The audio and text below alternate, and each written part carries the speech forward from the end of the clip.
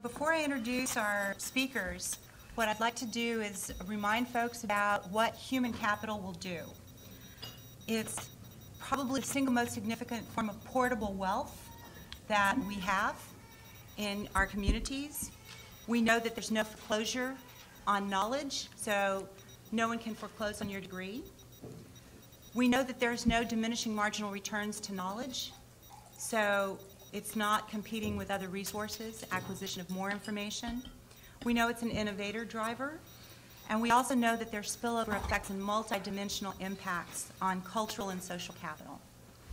So the folks that will be talking to us about human capital and education issues are John Sylvia Wilson, who was appointed by President Barack Obama to serve as the Executive Director of the White House Initiative on Historically Black Colleges and Universities, HBCUs, in 2009. Wilson was unanimously selected by the Board of Trustees to be the 11th President of Morehouse College in Atlanta, Georgia, and he will be taking that position in January. Wilson is an alum of Harvard University, and I urge everyone to read fully the bios. Our next speaker will be Dr. Heather Schotten, who's the president of the National Indian Education Association and assistant professor of Native American Studies at the University of Oklahoma. Heather's a member of the Wichita and affiliated tribes and also of Kiowa and Cheyenne descent. Heather holds a doctorate in adult and higher education from the University of Oklahoma. Our third speaker is Dr. Mark Spencer. He's the CEO of Juma Ventures, which is a youth development program that combines employment in business enterprises developed and operated by the organization with college and career services that expose youth to opportunities, financial education that promotes asset building and fiscal responsibility, and life skills that are crucial for future success. Mark is an alum of the University of San Francisco. Welcome. Dr. Wilson. Thank you. That the interest rates on federal loans would not double as they were scheduled to do. All those things and a lot of other things I could name go to this point of the infrastructure being set up to address the needs of minorities and close this education gap, which is at the root of the wealth gap. Three other things that are upcoming. There's going to be a $55 million first in the world innovation fund. That's on the ED website. I won't talk about that too much detail. We're hoping to get a $1 billion race to the top fund for college affordability and completion. And there's been an enormous investment in the Pell Grants. I think you know that. When Barack Obama took office, Pell Grants, well, we had about 6 million Pell Grant recipients. We now have 9 million. We have increased the amount of each Pell Grant.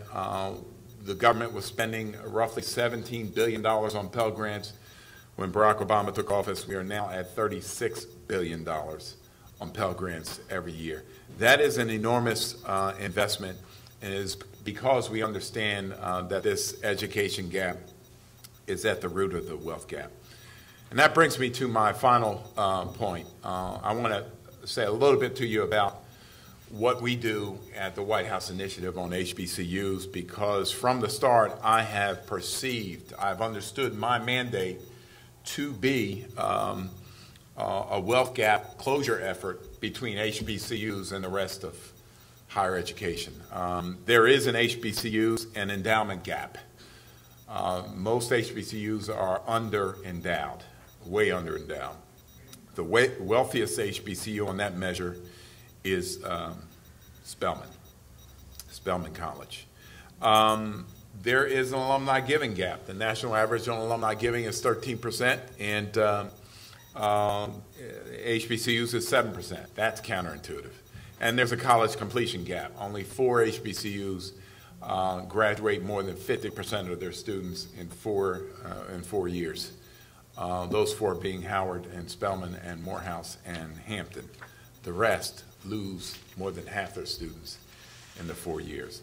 So we are all about gap closure, and with that, my final comment is that I now get a chance to leave the White House and go to Morehouse College, where I can kind of test my ideas at my alma mater and try to close the gap between where Morehouse is now and where the best in the higher ed industry are now. be glad to answer questions when we go to that portion. Thank you. Thank you. Dr. Schotten? Yes. Good afternoon.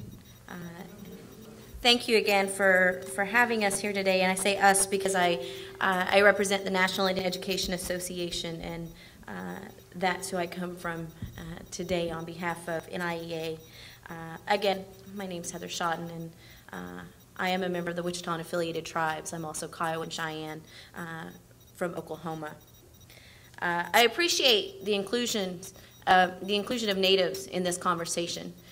Oftentimes when we talk about issues of race, we tend to overlook and exclude the Native population, where we have been rendered invisible in our discussions around education, around the wealth gap, issues of poverty, and many other social issues that our communities face. So I appreciate the opportunity to address you today. For our communities, when we talk about education in terms of the wealth gap, what we are talking about is education, and it's important for nation building. When we talk about Native communities, we are talking about sovereign nations and our unique position as tribes that are sovereign nations, domestic dependent nations within the United States. And so education is key in the building of our tribal nations and of our communities. We all understand that education and access to education are a very important part of the solution for reducing economic inequality amongst our communities. And this is an age when knowledge is power, and it's a valuable resource. As we look at Native communities, I think we have to look at a number of the issues that our communities face. Recently, the Department of Education released high school graduation rate data for 2010 and 2011. And the data that was released from this report made it painfully clear that education for Native communities is in a state of emergency. In 9 states, the graduation rates for American Indian and Alaska Native students was lower than 60%. And by all accounts, we are failing our Native students. The same can be said for our Native Hawaiian students, who we also represent at NIEA. When we look at education and Native communities, we're looking at a number of issues, and one in which there are a number of barriers that our Native students face, particularly when we talk about access to higher education. And when we talk about that with regard to education and higher education as a means of nation building for our tribal communities, it's so important to understand how we create equitable access for Native students to higher education. So there are a number of reasons why our Native students don't persist through high school and don't persist on or matriculate to higher education institutions. First of all, we have to look at the conditions of many of our Native communities and our Native families. When we look at poverty rates among American Indian and Alaska Native families, the poverty rates for our families are extremely high. For American Indian and Alaska Native families with children under the age of 18, the poverty rate is about 39%, or about 30%, and 39% of American Indian and Alaska Native children under the age of 5 live in poverty. This is particularly true when we look at highly populated areas, or highly Native populated areas, particularly reservation and off-reservation trust lands. And we're talking about conditions many times that are very poor living conditions. And when we talk about the issues of poverty and how that limits our access to education and how that limits our ability to succeed academically, it's important to understand how that impacts our Native children. More importantly, when we think about issues of poverty, we have to also look at the conditions that leaves our schools in. So many of our students attend public schools. Probably about 93% of Native students attend public schools, although many of those are located in rural areas. About 7% of our students attend BIE, or the Bureau of Indian Education, which is located within the Department of the Interior, BIE schools. Many of these schools are severely underfunded. Physical conditions of the buildings are those of dilapidated buildings that don't offer positive learning environments for our children. And that gives you a picture of what some of our students face in terms of access to curriculum that values who our children are as Native people, that values their culture, that values their languages, that values their traditions. We have to understand that our current curriculum in our public schools doesn't tend to value Native culture, even though we know that culture-based education and valuing of Native languages and the ability to speak your Native language, your tribal language, and utilize that in your education helps our students to succeed. At the college level, I can tell you from my own work with students and my own research that those students who are grounded in their culture, grounded in their language, succeed. Those students succeed academically. They're grounded in who they are, and that's what helps them. Our students don't have access to knowledge about their cultures. Their cultures are often rendered invisible in the curriculum, thereby rendering them invisible. And that contributes to issues of self-esteem for our students. When we think about the access to high-quality teachers and comprehensive college and career content for Native students, our Native students today face issues where they don't have access. They don't have access to curriculum that prepares them for college. They're not encouraged through their school systems to attend college. And more importantly, they're not afforded the opportunity, even though they possess the ability to succeed, to take AP courses, to take advanced placement courses that would help them. So that then they arrive at our colleges underprepared to succeed. All of these things really contribute to a number of the issues that prevent and provide serve as barriers for Native students. And so when we think about our perspective, particularly from NIEA, we talk about involving Native communities, involving our tribes in education. Because education, again, is such an important part of nation building for our tribal communities, and so important to the success of our tribal communities, lifting us out of poverty, helping to ensure economic development, we have to have that human capital. We have to have those students and those community members who go out and become educated and come back to our communities that can help build our communities. It's a vital part of the cycle for building our tribal communities.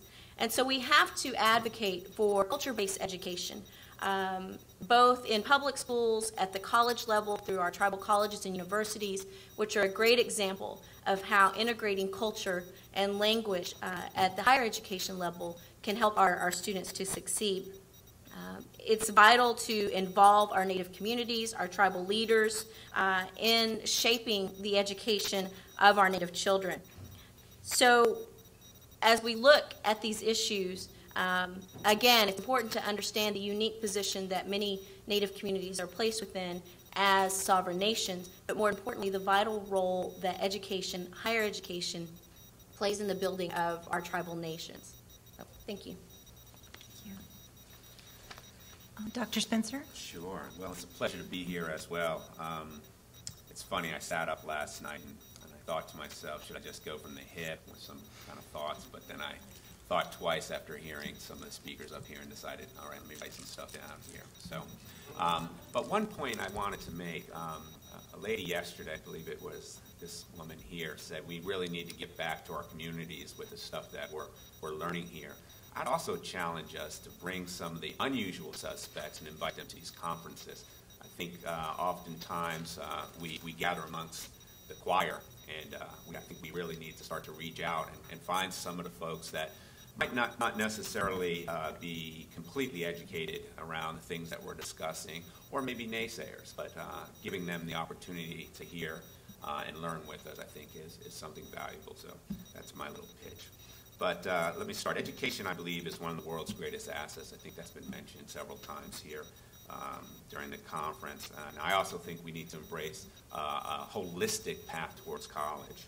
We need to set and achieve the goal of a college degree, and young people need to be developmentally as well as academically and financially prepared. Young people need to be interested in and committed to a college-going future and convinced that college is possible for them. To be motivated with clear goals and a sense of self-direction, to get and stay focused, and to be tenacious enough to do what it takes, even when the going gets tough. We need to raise the bar, set expectations higher. Four-year college-educated people earn $1 million more over their lifetimes than high school graduates, have less health problems, are likely to start families later in life, and are less involved in criminal activity leading to incarceration. Restated, it is easier to develop wealth with a college degree when you are in good health, have children after you secure a family-sustaining income, and avoid legal issues or incarceration. Over the past 3 decades, higher education has become a virtual must for American workers, as our colleague was saying here earlier. Between 1973 and 2008, the share of jobs in the U.S. economy which required post-secondary education increased from 28% to 59%. According to projections, the future promises more of the same. The share of post-secondary jobs will increase from 59% to 63% over the next decade. High school graduates and dropouts will find themselves largely left behind in the coming decade as employer demand for workers with post-secondary degrees continues to surge. So what can and must we do? Embrace public education, but let's work to make high schools more meaningful, relevant, and fun so kids stop dropping out and want to come because they're learning in ways that are appealing to their emotional intelligence and learning styles. Import more great programs like NIFTY, the National Foundation for Teaching Entrepreneurship, and financial education courses, and start teaching these things earlier. Imagine if all 5th graders knew the economics of 1 unit. Stop taking away the arts. In fact, invest more in art education. Creativity and innovation are part of all making. Bring in the surrounding business communities to teach youth about the economy. Conduct business tours, job shadowing, leverage the community resources to take kids out of the classroom to see and learn in experiential ways. Yes, experience is still the best teacher. Focus on closing the digital divide. Let's teach and learn using up-to-date IT hardware and software. Look at what Michael and Susan Dell are doing with their foundation. We're living in a networked society and have knowledge-based economies. Secondary education must better prepare students for this reality. Bill Gates once said, "Training the workforce of tomorrow with the high schools of today is like trying to teach kids about today's computers on a 50-year-old mainframe. It's the wrong tool of the times." I see things that are working, effective, transformative, but need more support. Let's support successful cradle-to-college-to-career continuums like the Harlem Children's Zone and the Strive project in Cleveland that are replicable and require community-wide partnerships, are focused on collective impact, and deliver results at significantly lower costs than the silo approaches we typically see in the social service sector. We need linked services that build upon one another and achieve short, intermediate, and long-term goals, such as college completion. At JUMA, my organization, we link the jobs we offer in our social enterprises to our financial capability program that includes opening a fee-free savings account and an individual development account with educational supportive systems and services aimed at college access and completion. This approach is comprehensive, the services are integrated, and we address youth holistically. That's just all the nonprofit jargon that you would expect to hear. I'd like to see more students enrolled in early college high schools and dual enrollment programs. Since 2002, the partner organizations of the Early College High School Initiative have started or redesigned 240 schools, serving more than 75,000 students in 28 states. These schools are designed so that low-income, first-generation college-goers, English language learners, students of color, and other young people underrepresented in higher education can simultaneously earn a high school diploma and an associate's degree, or up to 2 years of credit towards a bachelor's degree, tuition-free. I believe in federal Gear Up programs and TRIO programs that support low-income first-generation students. From my experience, they do a great job of getting youth into college. They ensure students are prepared academically and culturally, are matched with the right college, complete the FAFSA, and secure scholarships. But we need to complement these types of programs, and there are thousands of college access-focused programs with effective college persistence strategies. The most common type of persistence intervention used is counseling or mentoring of students, either by peers or trained personnel. Posse, a great nonprofit, is a great mentoring and leadership development program. Posse identifies, recruits, trains student leaders from public high schools to form multicultural teams called posses of 10 to 12 Posse scholars. These teams are then prepared through an intensive 8-month pre-collegiate training program for enrollment at top-tier universities nationwide to secure their academics and to help promote cross-cultural communication on college campuses.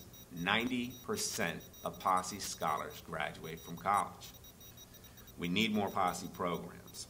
Other interventions on college campuses that seem to help students are transition orientation programs like Summer Bridge. Longitudinal studies shows participants in Summer Bridge programs have higher likelihood of graduating than non-participants. Hopefully we can have some of those at Morehouse if they don't already exist, right? Gaining more attention are tracking and early warning systems. Beyond 12 out of the San Francisco Bay Area has launched an early warning tracking system, which Juma is using. Youth are followed and placed in red, yellow, or green tracks, depending on things like GPA, emotional well-being, attachment to campus life. Those in red might get individualized coaching until they move back into green. It's a great way of ensuring that we're tracking students that are falling off or may face attrition. My favorite college persistence strategy for low-income students and students with children is part-time work. No more than 25 hours, and paid internships, preferably on or near campus or their homes. These jobs will deter students from taking out additional loans, help when financial crises arise, help pay miscellaneous bills, and hopefully provides savings opportunities. If we want to achieve manageable or debt-free college education for low to moderate income students, we need to make sure they complete the FAFSA, apply for work study, submit applications for both merit and need-based scholarships, and take a financial 101 workshop before they step onto these college campuses.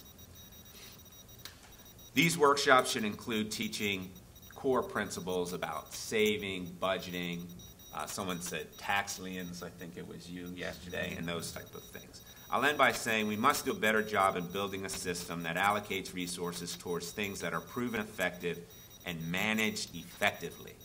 Both of these are critical. Develop, train, and invest in great leaders, social entrepreneurs, and give these leaders the necessary resources and tools to be effective and efficient.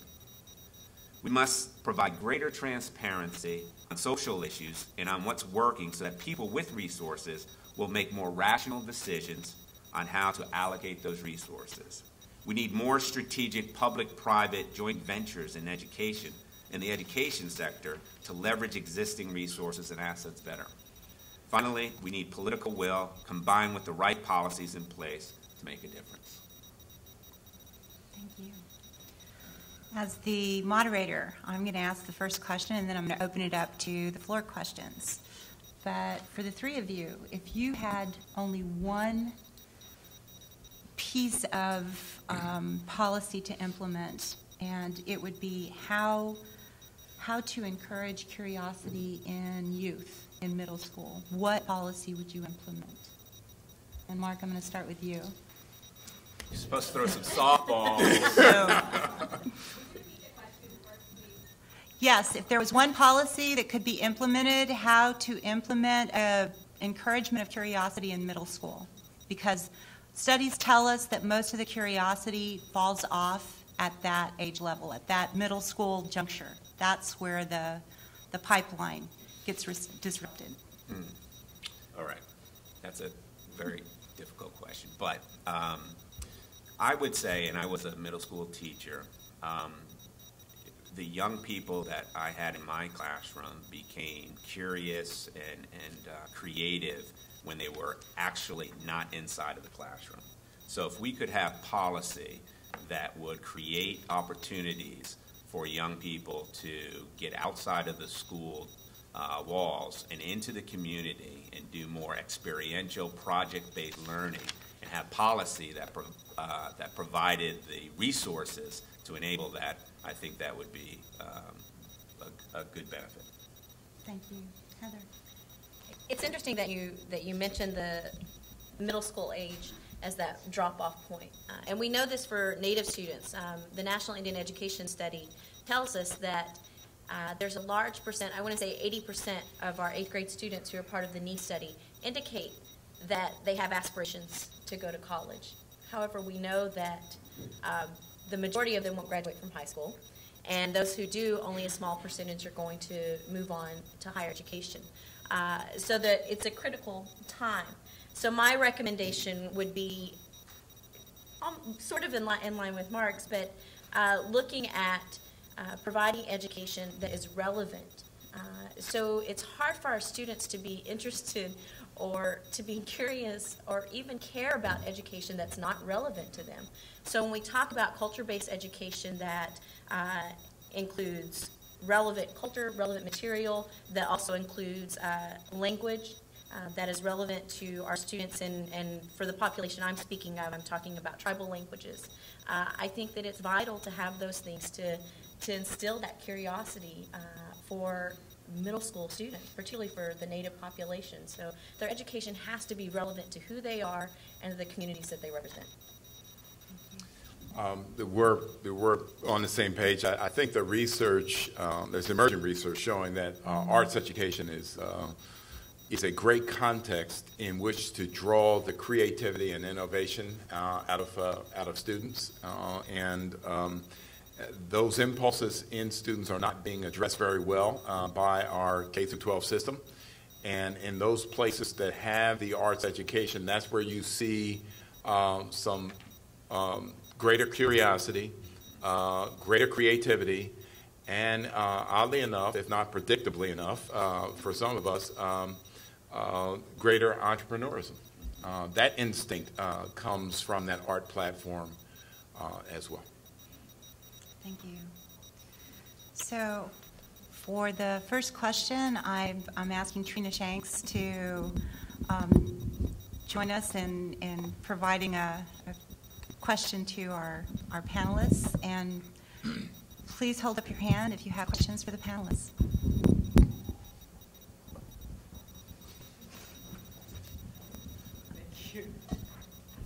Just really one point I wanted to make, because even though household wealth increases with education, it doesn't actually diminish the racial wealth gap. So as you have higher education, people who are blacks have more wealth than those who don't have higher education, but it's still not as high as many whites at the same level of education. And so I just wondered, this idea of, in addition to making greater access to higher education, also finding ways that educational access more easily produces wealth and financial access. So that, and so I heard, I think, a little bit about financial education and financial capability, and that's really helpful.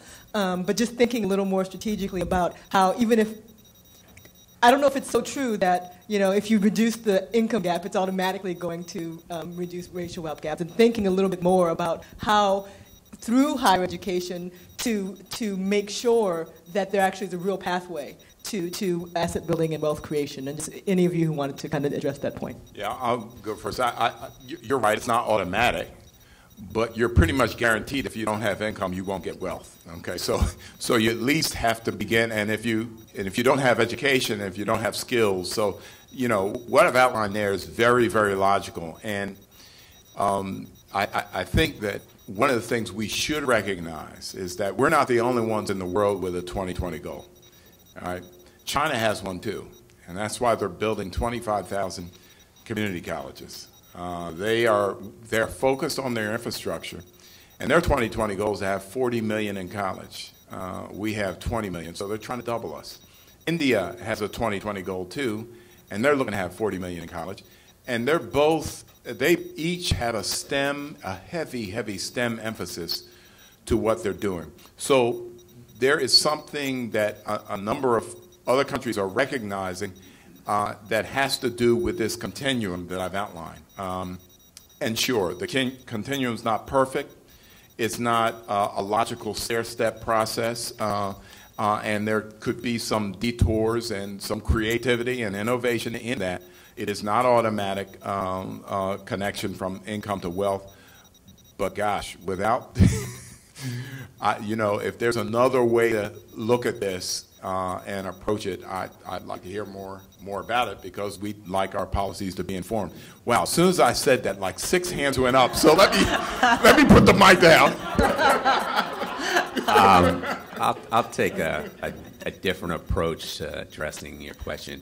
With low-income youth of color, you're seeing 80% basically don't complete, even though they're getting into college, right? And so to get to the income part, and someone raised a good point yesterday, the reason for many of them dropping out is finances, right? And so it was a good point that you said, financial capability is a part of it. Financial capability only works if you have a job, okay? And so one of the things that we're looking to do, and it could involve policy, is that we're building out early career diversity pipelines. Juma Ventures has a partnership with FedEx, where our 2-year college students are getting placed in jobs that pay $17 an hour, are attached to full health benefits, and they're mentored by a manager in FedEx, because they have the culture of creating mobility from within the organization. We need more of these pipelines. I'm happy to say, literally yesterday, I was invited in for a $100,000 proposal to build a youth-made project where it's pipelining young people into the manufacturing sector, in association with these manufacturing consortiums that exist in 13 cities.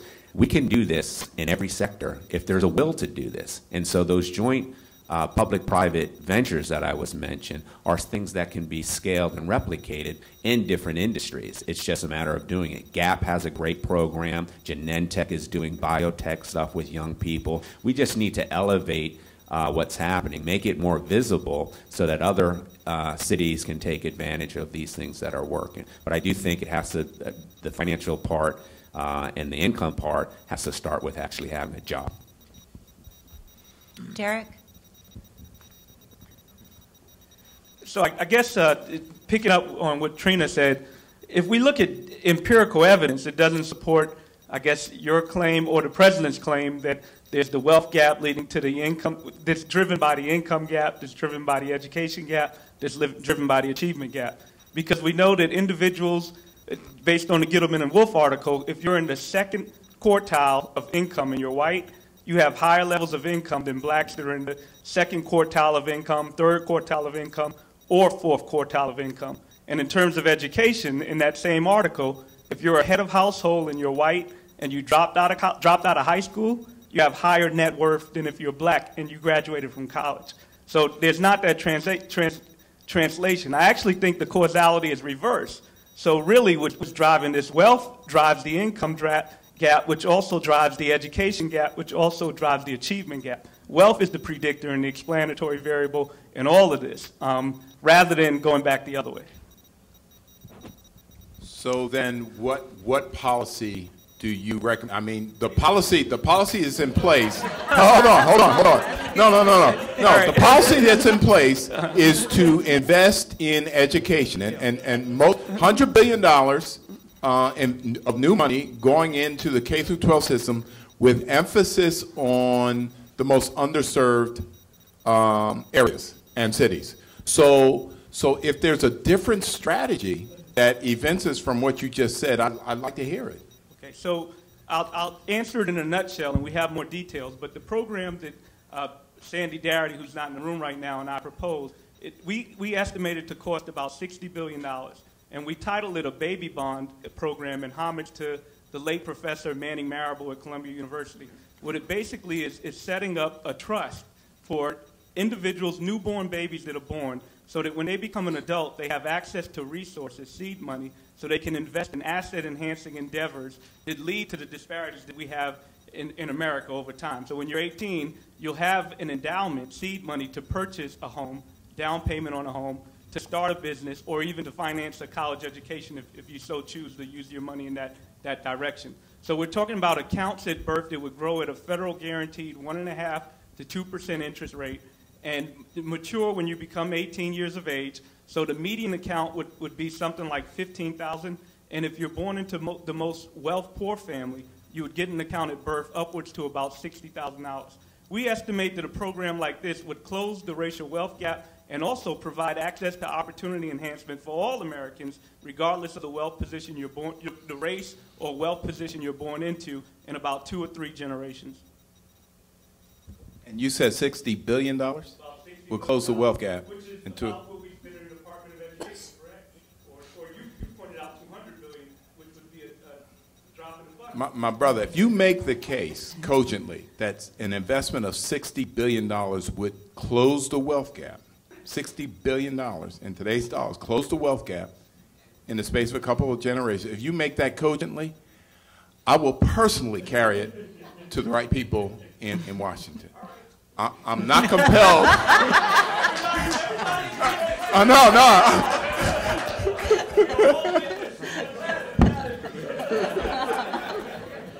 Bring it. I have absolutely no letters behind my name. However, I am an expert on the racial wealth gap because I'm a product of the racial wealth gap. And I want to say that oftentimes the people who are directly affected by these issues are never in these rooms, aren't a part of the conversations, aren't a part of the decisions, or even the thought pattern that would lead to legislation or things that could actually help change it. We cannot close the you can't close the racial wealth gap just in this room, but we all can close the racial wealth gap. I want to say to the young man on this end, you absolutely have a clue. You don't have all the answers, but you touched on so many things that are pertinent to what it takes to help us to achieve what we're talking about today. Now, mind you, I appreciate this conference. It's been fabulous. And I think a lot of good ideas have been posed here and a lot of things that are a part of what it's going to take. So this by no means is a put down. However, it's asking for inclusion. Inclusion of the people who are really the experts on what that racial gap looks like, feels like, and walks like. And we don't have all the answers, but I think that if we were to pull together both of those worlds, we could really make a dent in it. $60 billion sounds really wonderful. It's not going to close it, but it's a heck of a start. Okay, but a couple of things, and then I'll be brief. And I know Kung Fu if you try to take this microphone from me.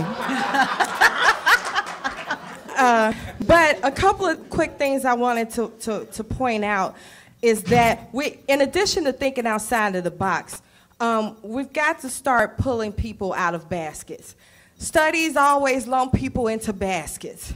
You know, there's not one set of black people, one set of Asian people, one set of Caucasian. We're people with different personalities, different needs. So if we start thinking about what asset building individually will help that family or that person come to self-sufficiency, then you're talking about something. The next quick point I wanted to make was with the colleges. In Chicago, I'm with Kofi, and all of my statements are by no means, this is a disclosure. The views of Kofi or Power Pack, they are my own. But I also work with the City Colleges Initiative, and reinvention was a fabulous idea. But here's the problem, and I think it's across the country because I also work with Dignity in Schools, which is a national effort, and we hear it all the time. Implementation and accountability are the reasons that all of the money, dear sir, you guys are investing will not work unless there is implementation of these conversations, programs, and outlines, and accountability to the colleges to make sure they're actually being done. Or the people who are in the communities have no benefit from that, and you've just wasted money. So those are the focuses that really make these things work. Not just pouring money into it that waste and then we're in the same position, but actually facilitating, making sure that all of the great ideas that go forth in conferences and ones that I've been through all throughout the year are actually implemented, and that there's someone being held accountable. Not just number crunching, because mind you, numbers can be doctored, and they always are, and they're usually not true. But real people, real talk, looking at the real issues, whether they be good or bad, looking at how Section 8 is working well, and the truth of the matter is, on a lot of cases, it's not. It's just enabling people to stay in decadence. Because if you're getting a check and housing just to party every week, how are we helping you close the racial gap? We're not. But looking at what the good parts of all of these entities out, pulling them out, making sure that they're implemented, and I think that that's a really great start to actually closing this, hearing the voice of the real people who are affected by it.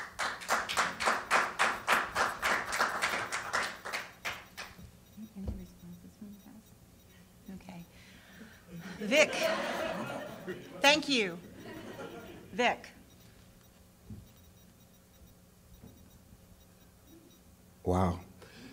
Victor Galloway with the North Carolina Institute. I just want to respond to, I guess, the topic at hand as far as advancing policy and practices. Implementation has a cost. No matter what you do, you need somebody to pony up the money. And so I looked at funding and investment in public education, particularly from K to 12, has been somewhat of a de-investment, even though with Dr. Wilson and all the panelists have done great work in moving the needle further than where it was. And we thank you for that. But with a lot of counties are in imminent default and extreme budgetary pressure, cuts go to public school. Playing outside, we call it PE when I was young, and we had the arts, they've been cut because the money had been funded to programs that generate revenue, whether it's sports. But not even sports now, the parents have to buy supplies. The dropout rate is a fact, which challenged us to be able to find within the minority community those 2 million, the students to get to the goal for our 2020. And then moving up to the rural communities, we know that they are under extreme pressure because they sometimes are overlooked, particularly from an education standpoint. So I have my little notes here on some policy recommendations that I think we can implement now or focus on, particularly in the education, because one of the barriers is just the student debt, the barriers that from affordability, access to higher education. We already know we have a wealth gap, so how are we going to finance them to get?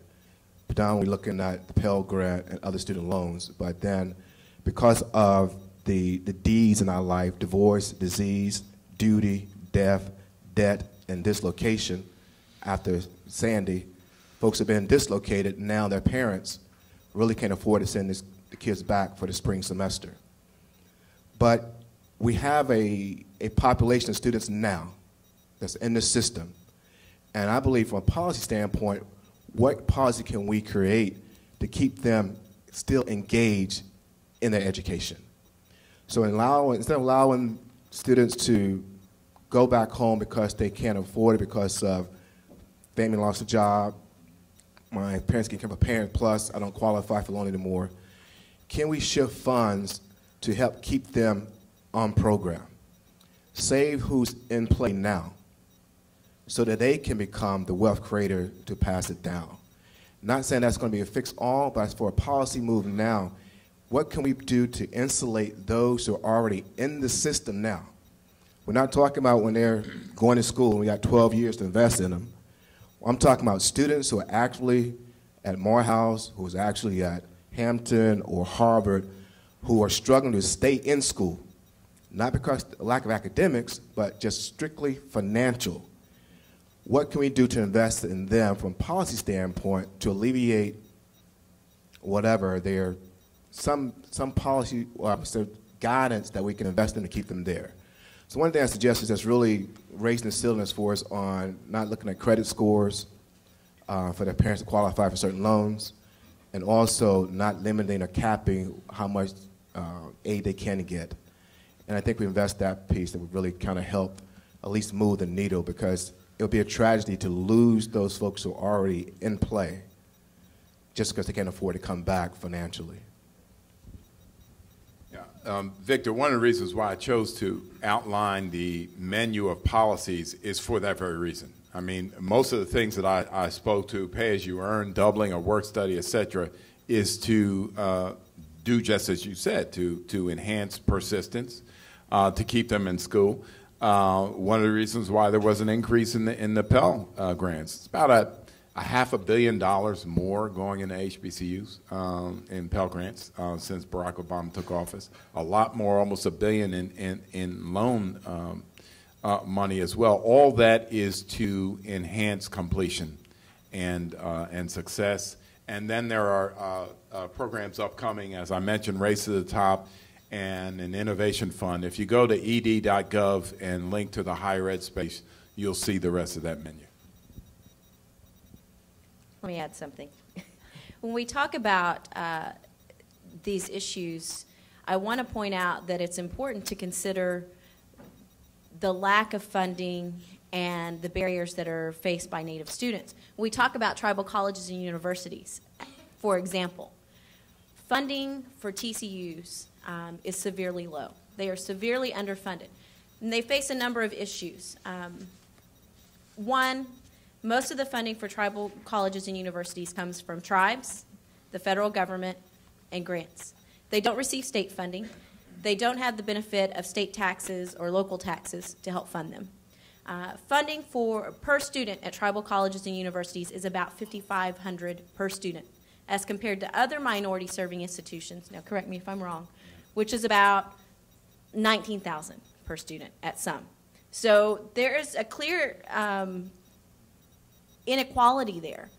So our students at TCUs, which we have seen better serve many of our Native students in terms of access, both geographically, access to education that is more fitting to their needs and the needs of their communities.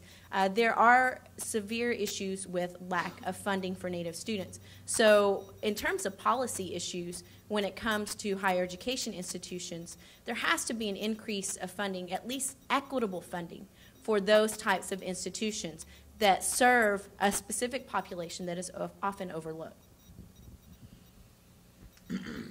I wanted to go back to what the gentleman was proposing, which I think sounded like policy that would create some type of emergency fund that would support people, young students that are doing well, but for various reasons are faced with a life challenge that most likely would have them leaving school. I think it's an excellent idea. I'm not certain how to fund something like that, but I definitely think it's worth exploring.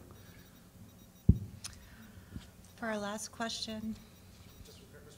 Okay. One of the things that I looked at, I know that there's a lot of funding for construction. I use an example. We deal with, in my work, I deal with also construction procurement. I know that we will spend $50 million to construct a building, but we won't invest $10 million to increase the facility or even student aid for the students who occupy that building. Hi, I'm Tamara Drought from Demos. I wanted to actually try and answer and speak to Trina's question, which is the role of higher education and the wealth gap. One of the things that is happening and is intensifying is that student debt is more and more becoming a constraint on the ability to generate future wealth. And I think that that is especially true for African American college-going students. About 8 out of 10 African American college students take out debt to borrow compared to just over 6 out of 10 white students, and they borrow at higher amounts. And I'm really thankful that the president has pushed for increased funding of the Pell Grant. The problem is its purchasing power still pales in comparison to the average cost of a public four-year institution, even after the increase. So it's still a reality that Pell Grant students also are much more likely to have to borrow to finance their education than are their counterparts that don't receive Pell Grants. So I guess I would ask, I have two questions. I think most of them are for you, unfortunately, since you are from the administration. One is, I think it would be really great to get more leadership to move the nation toward debt-free college. I think it's great that we are implementing programs to help the people who have the $1 trillion in outstanding student loan debt, but in terms of closing the racial wealth gap, it seems like we need to do everything we can to make sure that we don't get to $2 trillion, and particularly that $2 trillion isn't carried by students of color. And the second question is, we haven't talked at all about the growth of proprietary for-profit schools, which unfortunately are the modern day institutions that are serving African American and Latino youth. And if we can get any movement around changing the rules, I forget what they're called, basically that you can have up to 80% of your revenue come from, no more than 80% of your revenue can come from the federal student aid program. If we could get that changed so that these institutions that survive because of their ability to tap federal aid could be shut down. So thank you for that question. I'm trusting that you all know that at least for the last 2.5, 3 years, the President and the Secretary of Education, Arne Duncan, have had a series of meetings at the White House in Washington with college and university presidents on a college affordability effort. One of the key, I guess, the mindset that we have about this is, yes, we can provide a lot more aid, but you're right, if the costs keeps going up, if they keep charging more for tuition, then it's fruitless. So we've been talking with the leaders in higher education to try to do, to keep tuition low. And we have a number of initiatives there. There's a college affordability report card that many higher education leaders have signed up for. We're working with and through the states on a number of the dialogues that we're trying to have about that. But we believe that if we get the tuition growth to slow on, in some cases, stop, then we can close that gap, the gap between the amount of aid that's available and the amount of aid that's required to get you a degree. But we're also taking a very hard look at MOOCs, massively open online courses, and the whole notion of the innovation coming from people like Sebastian Thrun at Udacity of free courses. There are other ways to the kind of competencies that we're talking about.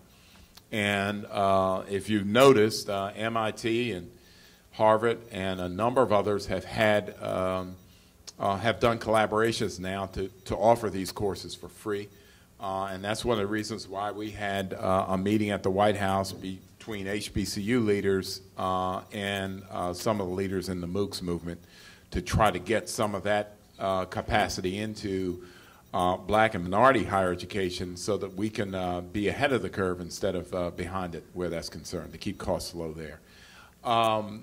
From the start, we have been very concerned about for-profit education.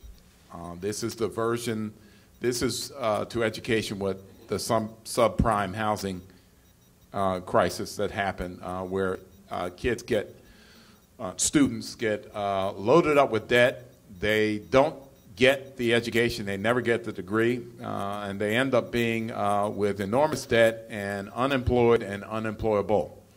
And that is a serious problem. We do have regulations in place and they were given time, the for-profits were given time to adjust to it. That check is coming due, so we expect there to be some tightening of that sector pretty soon, just based on the regulations that are in place. One last question.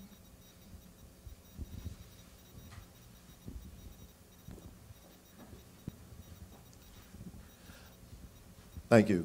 I'm Bob Wynn with Asset Builders of America, and I appreciate a lot of what was said here today, especially in the context of this being human capital. One area of human capital that seems that we have not addressed, and I'm just wondering whether or not it's something we can and should, and that is the human capital of our Division I professional, or the athletes who come out of Division I and go into professional athletics. Many of them finish their respective universities while having compiled tens of millions of dollars onto that university. They come out without a degree, and more often than not, or at least very often, without an education.